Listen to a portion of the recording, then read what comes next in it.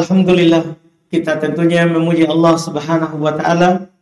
Kembali pada malam hari ini kita mengkaji bagaimana Nabi Sallallahu Alaihi Wasallam sholat. Karena Nabi kita Muhammad Sallallahu Alaihi Wasallam ketika datang rombongan sahabat yang datang belajar kepada beliau, di antaranya waktu itu ikut Malik ibn Huwairits. Sudah 20 hari mereka di Madinah dan saatnya mereka kembali ke kampungnya setelah belajar. Maka kata Nabi kepadanya, "Shallu kama ra'aitumuni usolli." Salatlah kalian di kampung seperti kalian melihat saya salat. Karena Nabi, sebagaimana yang kita tahu, alhamdulillah, kita sekarang sudah sampai di Al-Fatihah yang akan dibahas malam hari ini. Itu sangat jelas menerangkan masalah sholat. Masalah sholat, karena ini rukun Islam, ibadah besar dari yang diwajibkan kepada kaum muslimin. Dan pada malam hari ini kita akan membahas bacaan Al-Fatihah. Dan kalau nanti masih cukup waktu, kita akan tambah masalah amin. Kita dalam pembahasan pertama, hukumnya, yaitu hukum membaca Al-Fatihah. Para ulama rahimahumullah, dalam hal ini para ulama fikih, ahli madhab yang 4, mereka semua mengatakan bahwa tidak ada sholat tanpa Al-Fatihah. Tidak ada sholat tanpa Al-Fatihah. Karena Nabi Sallallahu Alaihi Wasallam bersabda dalam hadits riwayat Imam Al-Bukhari dan Imam Muslim, "La sholata liman lam yaqra' bi Fatihatil Kitab." Tidak ada sholat bagi yang tidak baca Al-Fatihah. Dengan hadits ini menjadikan bacaan Al-Fatihah itu adalah rukun sholat. Tidak sah rakaat yang kita tidak baca Al-Fatihah. Iya, tidak sah rakaat yang kita tidak baca Al-Fatihah. Dalam riwayat Imam Ibn Hibban dan Ibn Khuzaimah, Rasulullah Sallallahu Alaihi Wasallam bahkan menegaskan, "La tajzi'u salatun la yuqra'u fiha bi Fatihatil Kitab." Tidaklah dianggap sah solat yang tidak dibaca padanya Fatihatul Kitab. Tidak dianggap, kata Nabi. Bahkan di masa sahabat, dari yang dinukil dari mereka radhiyallahu ta'ala anhu, mereka pernah solat subuh di belakang Nabi itu dengan membaca Al-Fatihah, dan selain Al-Fatihah ikut bacaan Nabi. Ikut bacaan Nabi. Mereka juga jaharkan seperti Nabi jaharkan. Agak keras juga suaranya. Maka Nabi berkata kepada mereka dalam hadits riwayat Imam Ahmad, Abu Daud dan selainnya dari Ubadah bin Samit, "La'allakum taqra'una khalfa imamikum." Sepertinya kalian membaca semua di belakang imam kalian. Kulna, kata mereka, kami berkata, "Na'am, iya, kami membaca di belakang." Qala la taf'alun, jangan kalian baca keras di belakang imam. Illa bi Fatihatil Kitab, kecuali Al-Fatihah. Kecuali Al-Fatihah. Bahkan diizinkan. Boleh kita ikut imam dalam membaca Al-Fatihah, tapi yang lain dia jangan. Itu akan mengganggu imam. Di samping juga mengganggu jamaah di samping. Seperti pernah ditanyakan oleh Bapak, kalau saya tidak salah ingat, beluk-belukan ada yang baca keras di sampingnya. Nah, ini Pak, pernah di zaman Nabi, sahabat baca di belakang. Maka Nabi terganggu dengan bacaan itu. Nabi saja Pak terganggu dengan bacaan orang yang menjaharkan juga bacaan. Maka Nabi balik setelah salam belum bertanya, "La'allakum taqra'una khalfa imamikum." sepertinya kalian membaca di belakang imam. Kata para sahabat, na'am, hadza. Betul, iya, kami baca. Apa kata Nabi? La taf'alu, jangan lakukan. Illa bifatihatil kitab. Kecuali Al-Fatihah, diizinkan. Boleh kita ikut imam, dan boleh kita setelah amin. Setelah amin, kita baca amin, boleh kita baca Al-Fatihah. Atau kalau imam diam di situ. Kan kadang imam diam. Kalau tidak ada persiapan untuk dibaca setelah Al-Fatihah, dia diam memikirkan apa yang dia mau baca. Atau dia diam, dia sebenarnya sudah siapkan yang mau dia baca. Tapi dia melihat ada kejadian, ada orang tua di belakang, ada orang sakit yang dia lihat di belakang, ada ibu yang menangis anaknya di belakang, ada dal hajah, ada orang hanya lewat di jalan Pontiku ini dia lewat. Masuk sholat saat mendengarkan adzan, imam lihat ada yang itu. Kata Nabi, man amman nas falyukhafif. Siapa yang mengimami manusia, ringankan. Fa inna min wara'ahul kabir was-saghir wal marid wadal hajah. Karena di belakangnya itu adalah kadang ada orang sakit, ada orang tua, ada anak kecil. Anak kecil kalau lama sholat itu tidak akan konsentrasi. Konsentrasi di awal. Setelah itu tinggal main-main. Diperhatikan itu, dan kadang di belakangnya ada dal hajah. Ada orang memiliki keperluan yang dia habis salam, dia mau pergi. Dia mau pergi. Maka imam itu kan memperhatikan yang di belakang. Yang di belakang. Iya. Jadi dari sini nanti kadang dia diam itu antara Al-Fatihah dan surat setelahnya. Di situ boleh kita baca. Dan walaupun dia tidak diam, tidak mengapa. Karena Nabi bilang, la taf'alu illa bifatihatil kitab. Jangan kalian lakukan kecuali Al-Fatihah. Ini pentingnya Al-Fatihah. Setelah itu Nabi tambahkan, fa innahu la sholata liman lam yaqra biha. Sesungguhnya tidak ada solat bagi orang yang tidak membacanya. Tidak ada solat bagi orang yang tidak membaca. Ini 3 hadis sangat jelas bahwa Al-Fatihah itu adalah rukun dari sholat. Kemudian masalah selanjutnya, apakah rukun Al-Fatihah ini setiap rakaat? Jawabannya iya. Karena Nabi Shallallahu Alaihi Wasallam dalam hadits Bukhari Muslim dari Abu Hurairah, ketika belum mengajarkan seorang lelaki yang salah sholatnya itu, yang masuk masjid, kita sudah pernah sampaikan haditsnya, yang masuk masjid dia sholat sampai 3 kali, sampai ketiga masih disalahkan, dia menyerah. Dia bilang kepada Nabi, ya Rasulullah, ma'ahsin ghairah, saya tidak bisa lagi lebih baik daripada ini. Pak Limni, ajarkan saya. Maka Nabi mengajarkan kepadanya sholat hanya 1 rakaat. Hanya 1 rakaat. Kata Nabi, idza kunta ila shalah fasbigil wudu. Kalau kamu berdiri sholat, sempurnakan dulu wudu. Apalagi 4 anggota wudu disebutkan di Quran. Itu harus sempurna. Faksilu wujuhakum, cuci wajah kalian. Wa aydiyakum ilal marafiq, tangan sampai ke siku. Wamsahu birusikum, usap kepala kalian. Warjulakum ilal ka'bain, kaki sampai mata kaki. Ini 4 ini tidak boleh tidak. Ini rukun wudu. Inti wudu 4 ini. Wajah, tangan sampai ke siku, usap kepala, kaki. Itu inti daripada wudu. Sempurnakan wudu.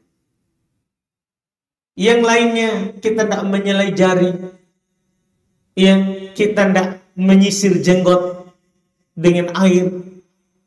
Bahkan mayoritas ulama mengatakan kita tidak kumur-kumur pun, bagi yang berpendapat sunnah. tidak ada masalah. Cuman kita tidak dapat pahala sunnah. Tapi 4 tadi harus sempurna. Wajah harus sempurna. Panjang dan lebarnya. Dari tempat tumbuhnya rambut sampai kedua tulang pipi. Itu panjang. Lebarnya ini di depan lubang telinga ini ada tulang lembek. Itu lebarnya itu. Dari situ ke kiri ke kanan. Harus itu kena semua. Kalau ada sedikit saja tidak kena, batal. Makanya Nabi bilang, kalau kamu berdiri, sempurnakan dulu wudhu. Ada di zaman Nabi, seorang berwudhu, ada seperti mata uang tidak kena air. Kata Nabi, kamu keluar wudhu. Karena Nabi bilang, kalau kamu berdiri sholat, sempurnakan dulu wudhu. Perhatikan, apalagi di belakang tumit. Itu sering orang tidak perhatikan. Dan orang hanya cuci bagian depan. Makanya dalam hadis Bukhari Muslim kata Nabi, wailul lil aqabi minan nar, celaka tumit-tumit dari api neraka. Karena orang tidak perhatikan itu di belakang. Apalagi itu yang di belakang mata kaki kan ada agak ke dalam. Iya, yang di belakang mata kaki, di tumit. Celaka kata Nabi, orang yang tidak perhatikan tumitnya saat wudhu.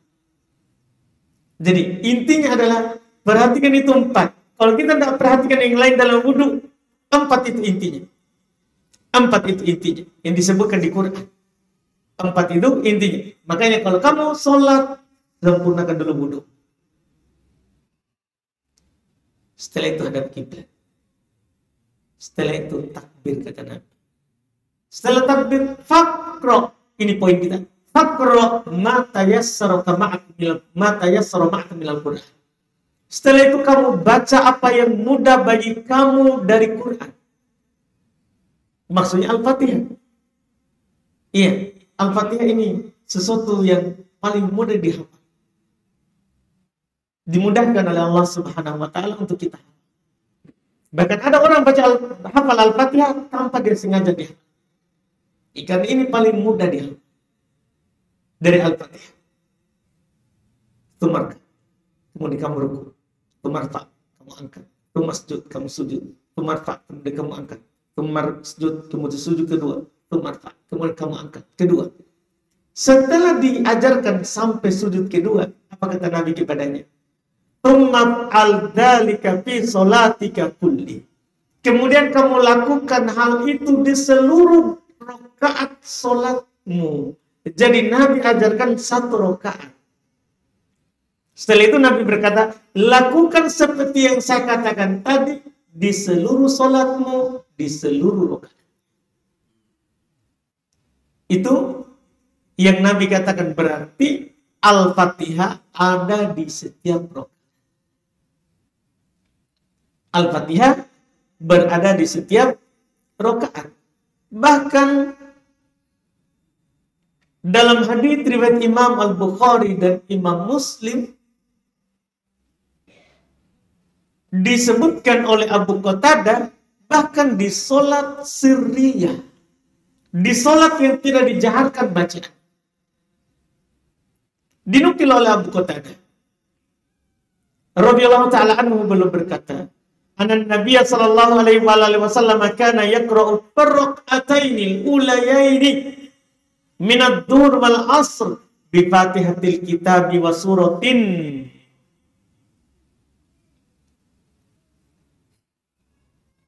wa yaqra'u fi rak'atainil ukhrayaini bi Fatihatil. Adalah Nabi sallallahu alaihi wasallam membaca di 2 rakaat pertama dari salat Zuhur dan Asar Al-Fatihah dan surat setelah Al-Fatihah. Di 2 rakaat terakhir Al-Fatihah. Ini kan sangat jelas. Di 2 rakaat pertama Al-Fatihah ditambah surat yang lain. Di 2 rakaat terakhir Al-Fatihah. Ini menunjukkan bahwa Al-Fatihah di mana? Di setiap rakaat. Al-Fatihah di setiap rakaat. Kemudian masalah berikutnya lagi adalah bagi makmum. Ini penting juga.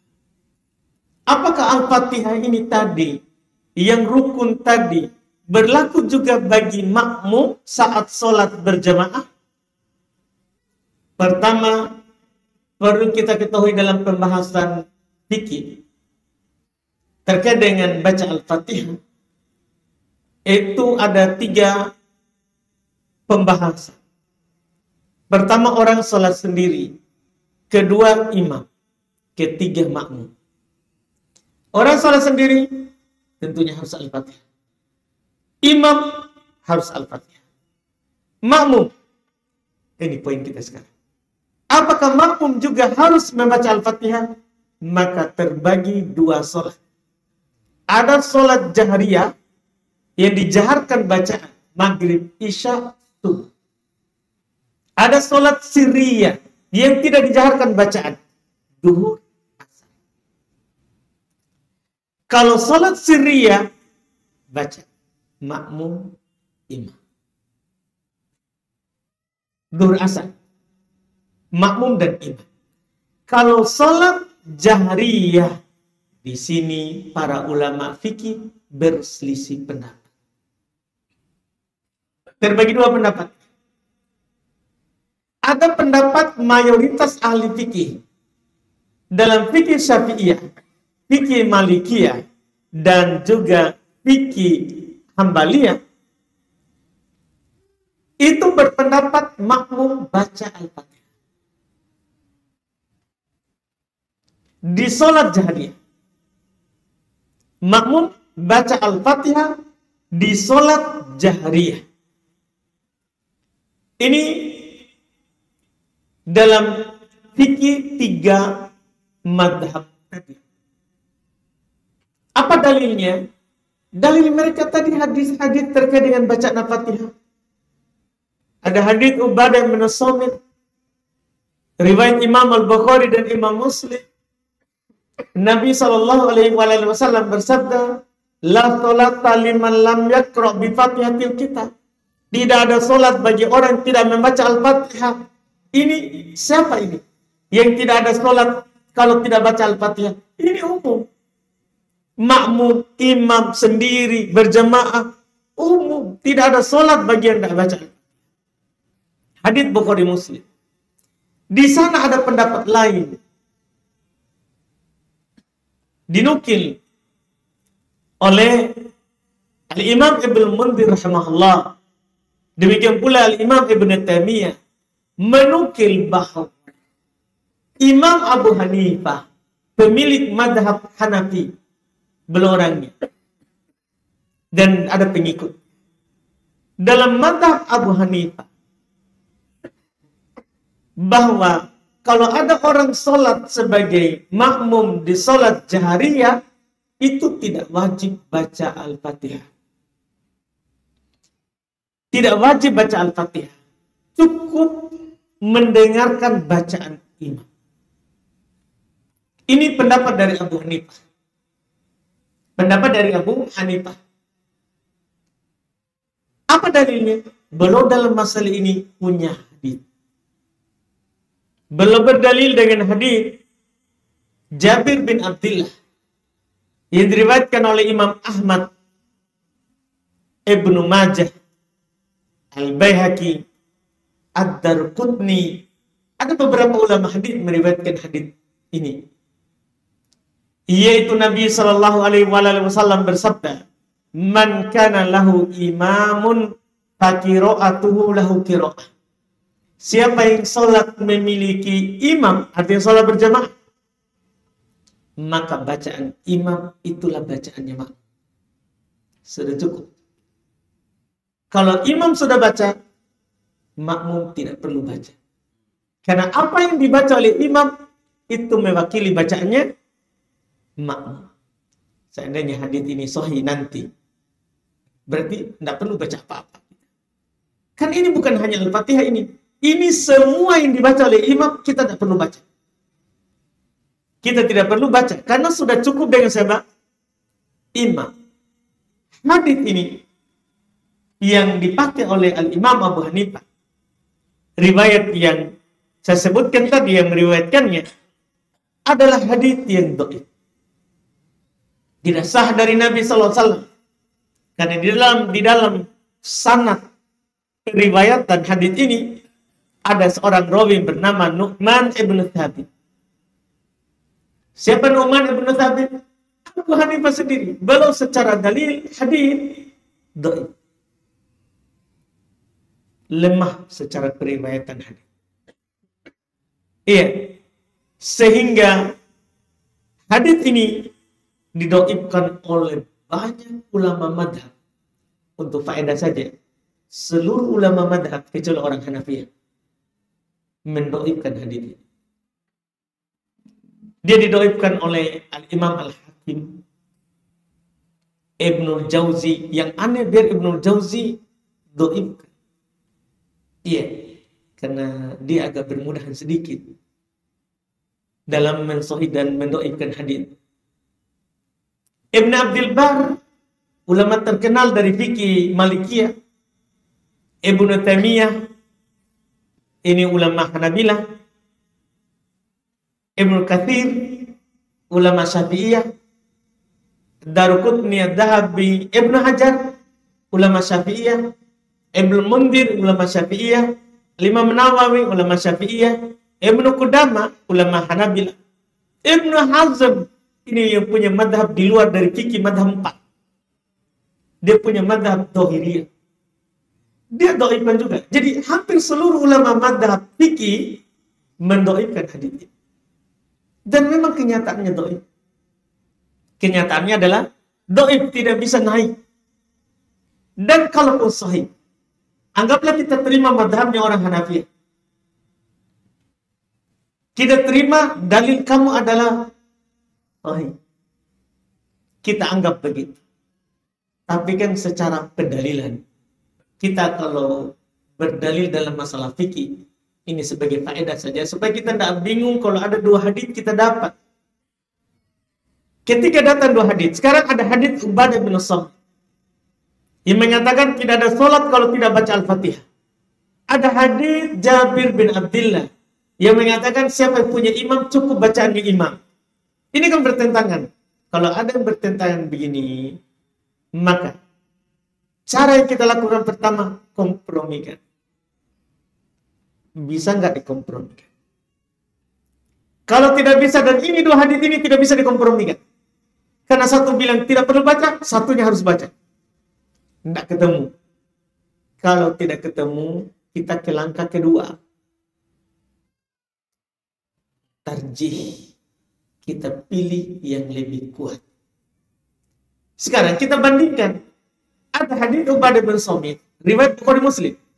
Sepakat kaum muslimin untuk menerimanya. Tidak ada yang menolak Bukhari Muslim. Terus ada di luar Bukhari Muslim. Kan hadis Jabir riwayat di luar Bukhari Muslim. Maka kita sebagai orang awam memilih yang lebih yakin Bukhari Muslim daripada di luar Bukhari Muslim. Itu namanya tarjih. Lebih merojihkan yang lebih kuat. Kalau tidak bisa, kita tidak tahu itu mana yang rojih, kita tidak paham pendalilan itu, maka tawakal. Kita diam sampai datang yang jelas. Kita bertanya orang yang. Nah, di sini dalilnya, kalau seandainya sahih, maka kita bisa rojihkan. Kita lebih pilih Bukhari Muslim daripada di luar Bukhari Muslim, yaitu bagi makmum baca. Iya. Kadang sebagian orang berdalil dengan hadis tadi, tidak ada sholat, berdalil dengan hadis tadi siapa yang ada imam maka cukup bacaannya. Dia berdalil dengan itu, bolehnya tidak baca di belakang imam, padahal seluruh ulama madhab mendoibkan. Seluruh ulama madhab mendoibkan. Iya, tentunya itu tidak patut kita cuekin, harus kita perhatikan. Karena semua ulama madhab tidak menganggap hadis itu sebagai hadis yang bisa dipakai untuk berdalil. Apalagi menyelisih hadis yang lebih jelas. Hadis yang lebih jelas riwayat Imam Al-Bukhari dan Imam Muslim. Kemudian masalah berikutnya, membaca Al-Fatihah dalam hati. Tidak ada silang pendapat di kalangan para ulama madhab bahwa sholat secara umum tidak sah kalau kita baca di hati. Apalagi Al-Fatihah. Apalagi Al-Fatihah. Di dalam hadis riwayat Imam Al-Bukhari dari sahabat Khabbab Ibnul Arid, dia ditanya, "Akana Nabi yaqra'u fi dhuhr wal 'asr?" Apakah dulu Nabi baca di zuhur dan asar? Karena kan sholatnya sirri. Sholatnya tidak jahar. Apakah Nabi baca di zuhur dan asar? Kata Khabbab, "Na'am, iya." Terus tanya lagi, "Bi'ai syai'in kuntum ta'rifun?" Dari mana kalian tahu? Kalian para sahabat, gimana kalian tahu Nabi baca? Kan tak dijaharkan. Qala, katanya, "Bittirobi lihiyati." Dengan bergeraknya jenggot. Kan Nabi orang yang lebat jenggot.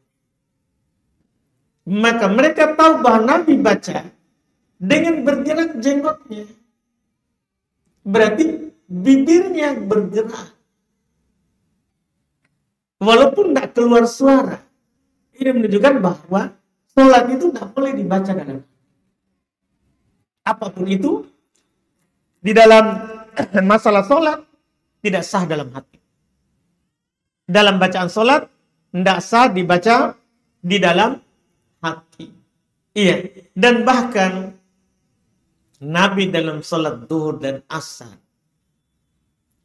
itu kadang belum memperdengarkan sebagian ayat.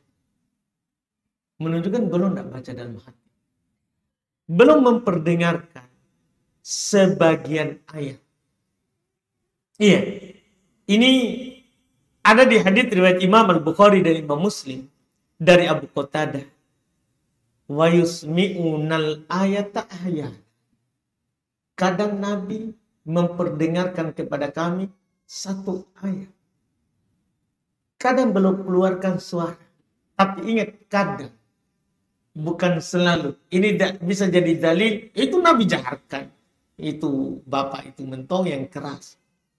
Yang mempertanyakan saya mengganggunya. Bukan. Ini kadang. Boleh terkadang kita baca keras. Satu ayat. Iya. Di sholat duhur dan sholat asar. Adapun selalu maka tidak. Cuman tidak boleh juga dalam hati. Harus bergerak mulut kita. Harus bergerak mulut kita. Dan mazhab Syafi'iyah bahkan harus dia perdengarkan dirinya. Harus dia perdengarkan dirinya. Itu suaranya. Itu dalam mazhab Syafi'iyah. Saking mereka mempersyaratkan bergerak itu mulut. Tidak sah membaca Al-Fatihah di dalam hati. Tidak sah membaca Al-Fatihah di dalam hati. Masalah berikutnya, ini juga masalah penting. Kita sudah tahu tadi bahwa rakaat itu harus ada Al-Fatihah. Tidak sah rakaat tanpa Al-Fatihah. Sekarang bagaimana kalau ada orang datang mendapati imam lagi rukuk? Ini masalah termasuk masalah yang dibicarakan dari dulu dalam fikih madhab sampai sekarang. Apakah orang yang mendapati imam sedang ruku itu dianggap mendapatkan satu rakaat atau tidak? Dalam masalah ini, para ulama madhab terbagi dua. Terbagi dua. Ada yang berpendapat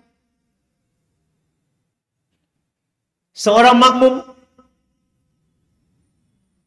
tidak dianggap mendapatkan satu rakaat kalau dapat ruku. Ini pendapat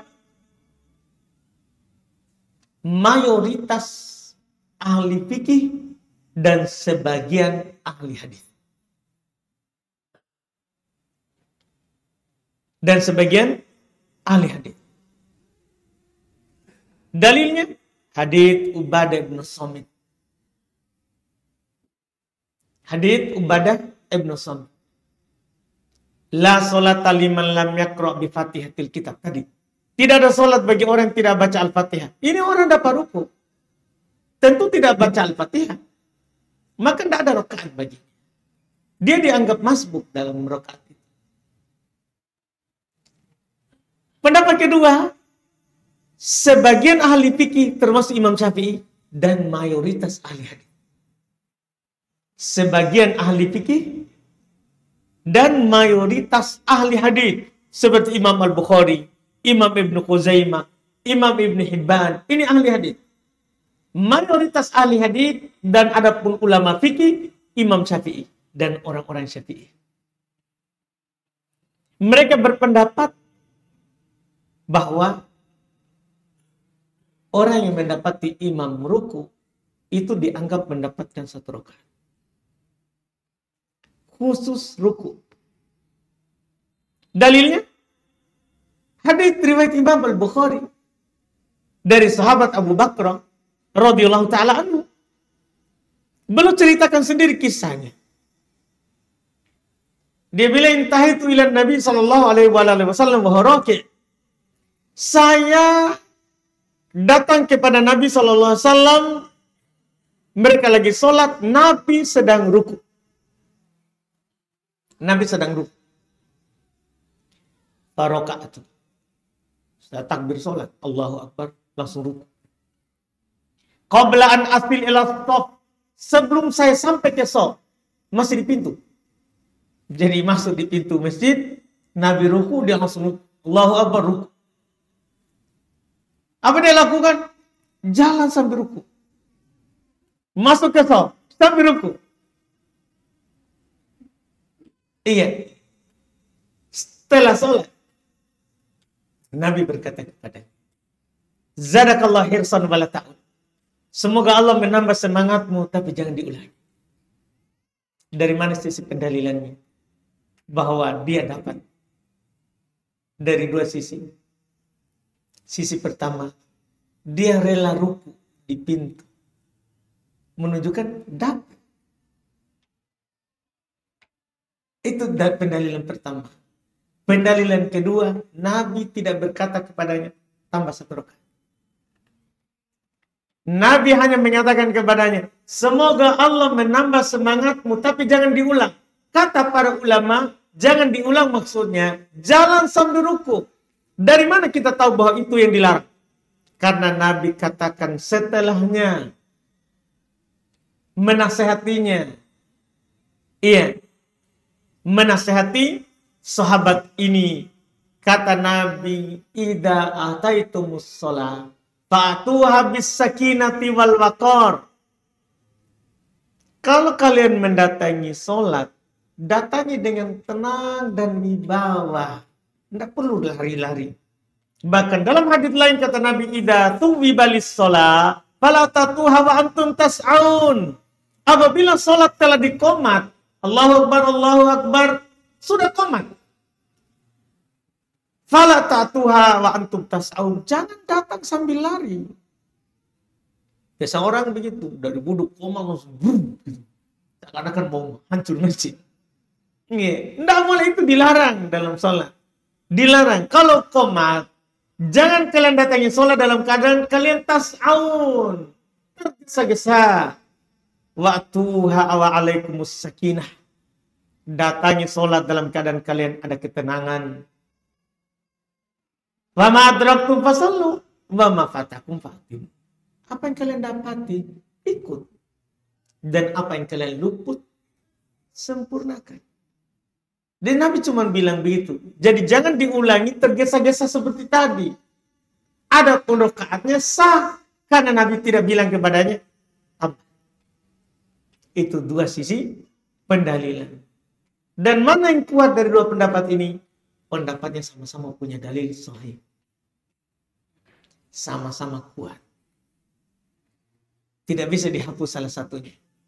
Maka para ulama rahimahumullah ta'ala seperti Al-Imam Asy-Syafi'i menempuh jalur kompromi dalam masalah ini.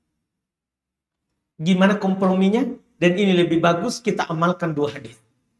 Komprominya adalah hadits Ubadah bin Samit yang mendapati imam sedang berdiri. Dia dapat imam sedang berdiri baca. Belum ruku.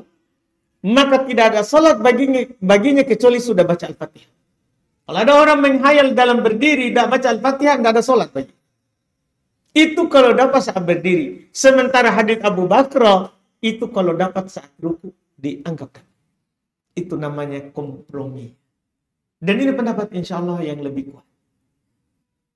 Yang lebih kuat. Siapa yang mau hati-hati, silakan. Tidak apa-apa dia tambah 1 rakaat. Berdalil dengan hadits Ubadah ibnu Samit. Tapi kalau dia berdalil dengan kompromi seperti Imam Syafi'i, bagus juga. Karena kita beramal dengan 2 hadits. Dapat imam berdiri, harus Al-Fatihah baru dianggap sah. Tapi kalau dapat imam sedang ruku, kemudian kita langsung ikut takbir Allahu Akbar, kemudian kita ruku, kita dianggap mendapat 1 rakaat. Nah, ini yang paling pertengahannya insyaAllah ta'ala tanpa ada dalil yang kita gugurkan. Nah, kita cukupkan ini masalah Al-Fatihah, karena setelah itu masalah amin. Kita lanjutkan lagi nanti, kita masuk di pertanyaan. Sebelum masuk pertanyaan, ada sedikit saya mau sampaikan. Itu alhamdulillah di masjid ini kan kita taklim nyaman, ada AC, listrik, air. Alhamdulillah itu kan ada bapak jalan. Kasih mampir-mampir ke sedikit. Iya kan? Maksudnya saya pribadi alhamdulillah hanya bisa menganjurkan. Karena saya juga tidak ada amplop di masjid. Saya juga tidak ada amplop. Iya kan Pak? Mana Bapak? Saya tidak ambil. Jadi jangan anggap bahwa itu untuk saya. Kita tidak pakai amplop. Taklim, alhamdulillah ada orang suruh minta taklim. Apalagi di Masjid Fathul Jihad ini. Sudah lama saya dengar tidak pernah orang suruh taklim. Ya alhamdulillah kita dapat kesempatan. Jadi kasih mampir-mampir ke itu yang jalan. Minimal Rp2.000 lah. Jangan biarkan masa jalan dari sop pertama sampai sop paling belakang tidak ada mampir. Nah, itu 2.000 jangan disepelekan.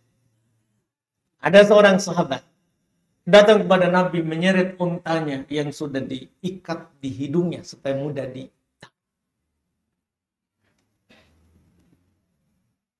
Dia bilang, ya Rasulullah, hadi fisabilillah. Wahai Rasulullah, ini di jalan Allah ini. Artinya dia sumpah. 1 ekor unta. Kata Nabi kepadanya, laka yaumal qiyamati sab'ah mi'ati naqatin kulluha maktubah. Untukmu nanti di hari kiamat 700 ekor unta semuanya dicocol hidungnya.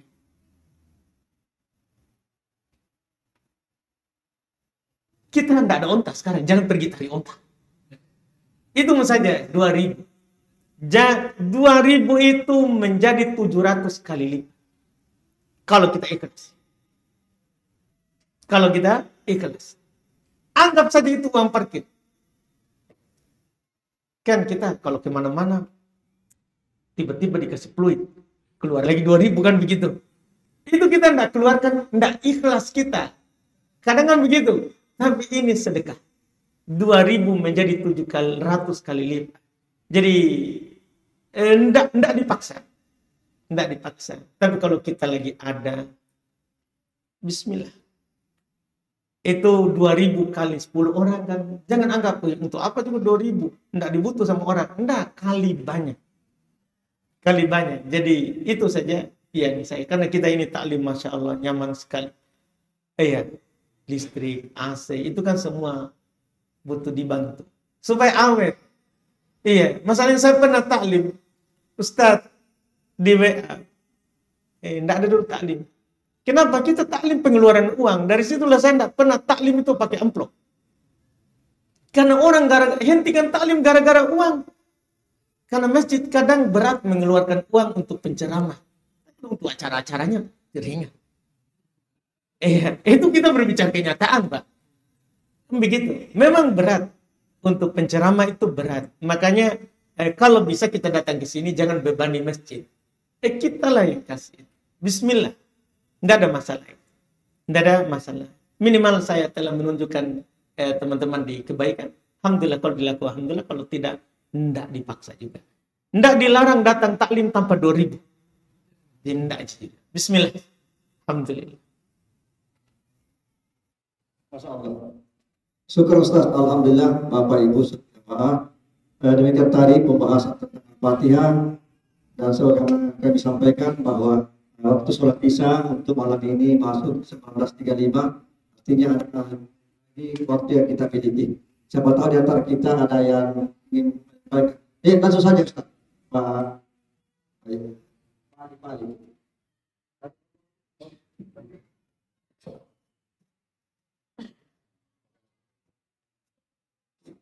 Terima kasih Ustaz. Yang saya ingin tanyakan Ustaz mengenai masalah wudhu tadi. Kita ini, saya terus terang saja, saya kadang-kadang kalau habis kerja mobil atau misalnya kerja sambil pipa, kadang-kadang lemnya itu ada yang nanti setelah selesai ketik, baru kita lihat bahwa ada lem yang melengket. Bagaimana dengan wudhunya? Baik. Lem itu atau oli tadi yang Bapak kerja tadi, dilihat. Kalau dia tidak menghalangi air ke kulit, wudhu sah. Tapi kalau dia menghalangi air ke kulit, lemnya jadi plastik, maka wudhunya tidak sah. Kalau kita tahu di waktu dekat, kodok, langsung sholat. Tapi kalau itu sudah berlalu, Pak, sah. Karena tidak tahu. Seperti itu. Kemudian yang kedua Ustaz, mengenai masalah tadi Al-Fatihah itu. Kan Ustaz sampaikan bahwa ada 2 dalil. Bagaimana kalau kita itu punya prinsip bahwa tidak sah, misalnya kalau tidak mendapatkan Fatihah, kemudian berubah lagi pemahaman kita setelah kita mendengarkan penjelasan Ustaz. Ketiga Ustaz. Maksudnya hukumnya tidak mengapa atau ada masalah? Tidak masalah. Karena gini, kita berubah karena ilmu, tidak masalah. Imam Ahmad belum punya pendapat 2 riwayat, 3 riwayat. Imam Syafi'i, Pak. Jadi Imam Syafi'i itu ada namanya qaul qadim, qaul jadid. Itu Imam Syafi'i. Harus kita pahami itu. Jangan sampai kita berdalil dengan qaul qadim, pendapat lamanya Imam Syafi'i, dengan pendapat baru. Di Imam Syafi'i itu ada pendapat lama, belum berkeliling alam untuk belajar, sampai berguru kepada orang-orang Hanafiyah. Dan belum punya pendapat terakhir saat belum sudah menetap di negeri Mesir. Pendapat barunya. Tidak masalah kita berubah karena ada dalil yang sama. Boleh. Ketiga Ustaz. Bagaimana kalau salat kita berjamaah, tapi imamnya itu cepat baca Fatihahnya. Pernah suatu saat di sini Ustaz, itu salat jenazah. Itu belum kita salatnya baca selawat. Imamnya sudah memang cepat sekali Ustaz. Hampir semua jamaah itu makanya saya bilang, gimana kalau seperti ini kita ini tidak punya kesempatan. Begitu juga salat tarawih. Saya pernah di masjid, salah satu masjid Ustaz. Itu 4 rakaat salat duhur itu hampir tidak ada yang sempurna. Saya punya Fatihah saya Ustaz, begitu cepat itu Ustaz. Itu bagaimana Ustaz dengan dalil yang mengenai masalah tidak sahnya kalau tidak dibaca Fatihah. Terima kasih Ustaz. Baik. Jadi ini sebenarnya masalah kadang itu tadi. Sebagian orang bacanya di hati. Sebenarnya kalau dia baca dengan bergerak lidah, insya Allah tidak akan bisa secepat melebihi kita. Karena lidah kita semua sama. Jadi seperti itu sebenarnya. Cuma masalahnya orang kadang baca di sebagiannya di hati. Atau tidak tunaikan panjang pendeknya Al-Fatihah dengan benar. Dengan benar. Jadi terlalu lancar sekali. Tidak ada lagi alifnya, tidak ada lagi ya-nya. Alhamdulillahirrahmanirrahim. Langsung begitu. Bukan alami. Padahal ada ya sih. Harus dibentangkan 2 harokat. Cuman kadang dia begitu. Hanya begitu.